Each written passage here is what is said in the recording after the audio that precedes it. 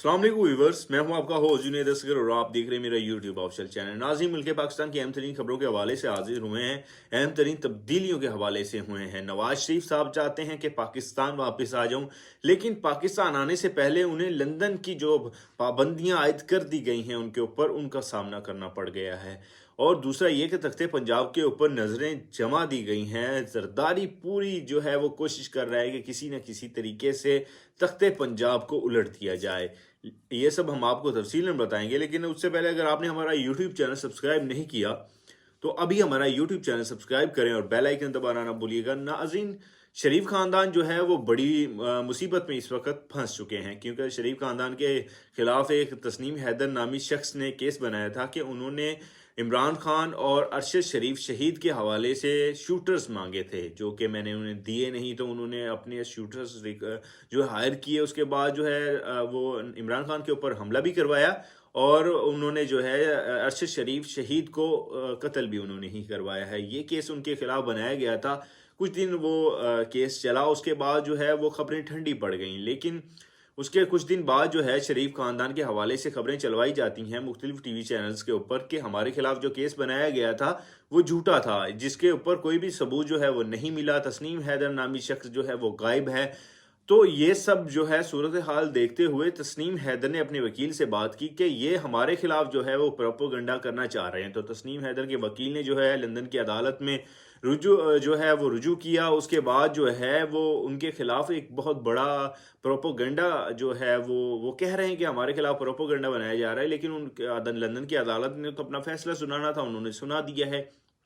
London की अदालत ने जो फैसला सुनाया है वो शरीफ खानदान के जो है वो हक में नहीं आया।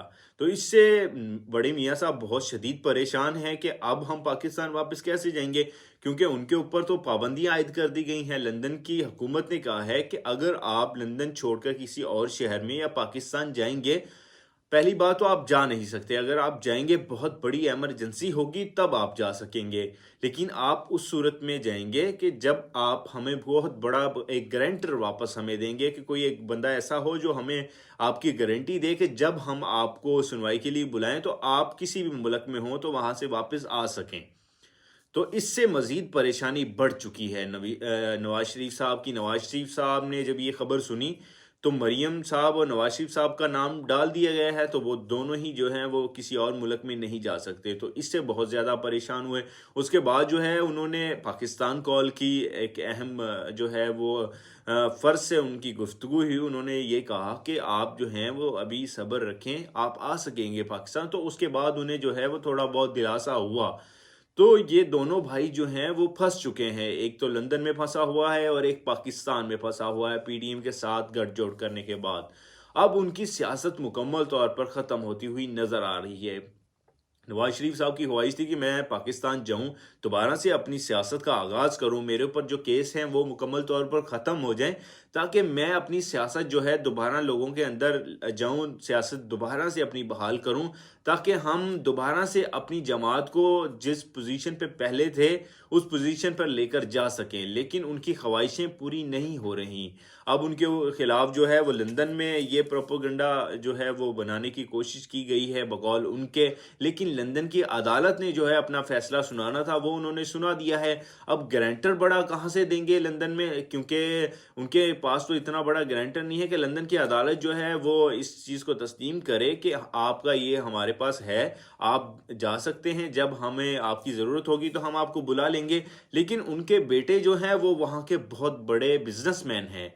तो अब देखा, और अभी तक जो खबरें मौसूल हुई हैं ज़राए से, वो उन्होंने यही कहा है कि हो सकता है कि वो अपने जो हैं वो बेटों की गारंटी दें कि हमारे बेटे यहीं पे हैं, उनका बड़ा बिजनेस यहाँ पे चल रहा है, उसके बाद जो है वो आप हमें पाकिस्तान जाने की इजाज़त दे दें। इस बिना पर उन्होंने बड़े वकील किए हैं लंदन के, और बहुत बड़ी तादाद में जो है हज़ारों पाउंड उनके ऊपर खर्च दिए हैं कि किसी न किसी तरीके से हम यहाँ से जान छुड़ाकर पाकिस्तान जाएं।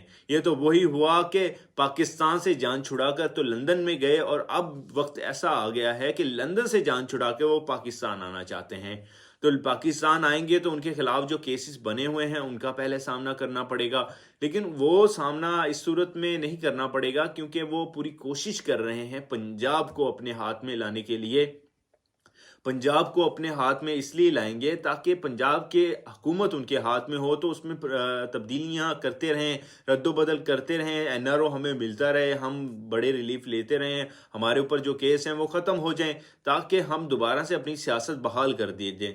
तो जरदारी को ये बड़ा टास्क सौंपा है। जरदारी साहब के सर पे पहले ही एक ताज है, उन्हें ये ताज पहले से ही मिला हुआ है कि जरदारी एक, जरदारी सब पर भारी। तो ये जो है वो अपने लोगों को लेकर सामने आते हैं, लोगों को जो है ऑफर्स करवाते हैं, लोगों को जो है वो ख़रीदते हैं, अवाम के पैसे से ख़रीदते हैं, गरीब अवाम के पैसे से जो है वो एमपी एमएनएस को ख़रीदा जाता है दोबारा अपनी सियासत बहाल करने के लिए, दोबारा अपने ऊपर से करप्शन के केस ख़त्म करने के लिए। लेकिन अवाम जो है वो पिस्ती से पिस्ती चली जा रही है। सिर्फ इनकी जो है वो एक सियासी शहनाइयाँ जो है, आप समझ लें कि एक सियासी उनकी एक ताज है जो अपने सर के ऊपर वो जमाना चाहते हैं कि हम, हमारी सियासत जो है वो बच जाए किसी ना किसी तरीके से, और जो आवाम पिसती है तो पिसती चली जाए, हमें उनसे किसी किस्म का कोई गर्ज नहीं है। लेकिन इन्हें चाहिए कि आवाम की तरफ देखें, ना कि अपनी सियासत की तरफ देखें। अरबों खरबों रुपए जो है वो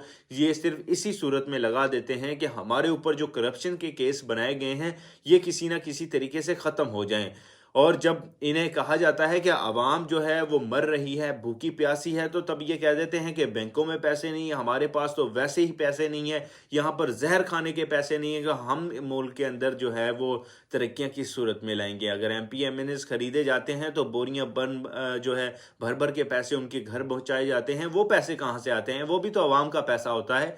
तो आवाम चाहती है कि जो आवाम का पैसा है वो आवाम पे लगाया जाए, ना कि एमपी एमएनएस के घरों में जो है वो भिजवाया जाए, ताकि वो पहले से अमीर बैठे हुए हैं और मजीद अमीर से अमीर तर बन जाएं। तो इसके ऊपर जो है वो जरदारी साहब अभी बहुत ज़्यादा मेहनत कर रहे हैं, क्योंकि जरदारी साहब को अपनी सियासत के लाले पड़े हुए हैं। वो चाहते हैं कि कश्तियाँ जो है यहाँ की जो असम्बलियाँ तहलील होने का इमरान खान साहब ने कहा था, तो असम्बलियाँ तहलील हो जाएंगी तो मैं तो मर जाऊँगा। वो चाहते हैं कि किसी न किसी तरीके से जो सिंध में इलेक्शंस होने हैं वो सारे जो पूरे पाकिस्तान में इलेक्शन हो, तब इलेक्शन हो, ना कि केपीके और पंजाब के अंदर पहले इलेक्शन हो जाएं। वो जो है इमरान खान केपीके भी जीत जाए और पंजाब भी जीत जाए, बाद में बचेंगे बलूचिस्तान और सिंध। तो इनमें तो हमसे जो है वो इमरान खान साहब का मुकाबला नहीं हो पाएगा, क्योंकि इमरान खान की जितनी इस वक्त मकबूलियत है शायद ही किसी जो है वो सियासी ऐसा कोई कारकुन या सियासी लीडर कोई ऐसा होगा जिसकी इतनी फैन फॉलोइंग होगी। भुट्टो दौर में भी इतनी भुट्टो साहब की फ़ैन फॉलोइंग नहीं थी जितनी इमरान खान साहब की फ़ैन फॉलोइंग हुई है। ये इमरान खान साहब को उतारा इसलिए गया था कि जी ये आवाम में जाएगा तो रुसवा हो जाएगा, आवाम जो है इसे धुतकार कर फेंक देगी। लेकिन इज़्ज़तें तो अल्लाह देता है, अल्लाह जिसे चाहे ज़मीन से आसमान पर ले जाए और जिसे चाहे आसमान से ज़मीन पर ले आए, तो वो उसके हाथ में है। तो ये जो ज़मीन पर बैठे हुए हैं ये फैसला नहीं करेंगे कि किसको कितनी इज्जत देनी है और किसको कितनी इज्जत नहीं देनी। अब देखना ये है कि पंजाब के अंदर जरदारी साहब दोबारा से तख्त पलटने में कामयाब हो जाएंगे या नहीं होंगे, क्योंकि परवेज़ इलाही साहब ने तो इमरान खान साहब को पूरा एतमाद दिलाया हुआ है कि आपकी अमानत है, आप जब चाहेंगे हम आपको वापस कर देंगे। अब देखना यह है कि क्योंकि जरदारी साहब इस वजह से भी चौधरी बरादरान के ज़्यादा करीब जाना चाहते हैं कि उनकी कुछ फैमिलीज़ के रिलेशंस भी हैं। दूसरा वो उन्हें समझते हैं कि हम जो हैं इनसे डील कर सकते हैं, हम इनसे बात कर सकते हैं।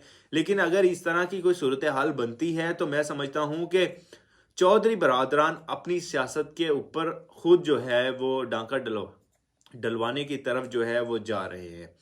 तो चौधरी बरादरान को अभी बैठकर इत्मीनान से सोचना होगा कि क्या हम इस तरह के इक़दाम उठाने के बाद आवाम में दोबारा जा सकेंगे या नहीं जा सकेंगे, क्योंकि इमरान खान की जितनी बड़ी ये मकबूलियत हो चुकी है अब उनके सामने कोई भी नहीं टिकने वाला। तो अभी जो है वो देखना ये है कि पाकिस्तान की जो सियासत है वो किस रुख जाती है, नवाज शरीफ साहब पाकिस्तान आ सकेंगे, किस सूरत में आएंगे, और जरदारी साहब जो है वो तख्ते पंजाब का जो तख्त है वो उलट सकेंगे या नहीं उलट सकेंगे। हम कल के अपने व्लॉग में तफसीलन मज़ीद बताएंगे। तो देखने के लिए हमारे साथ रहिएगा। अल्लाह हाफिज़।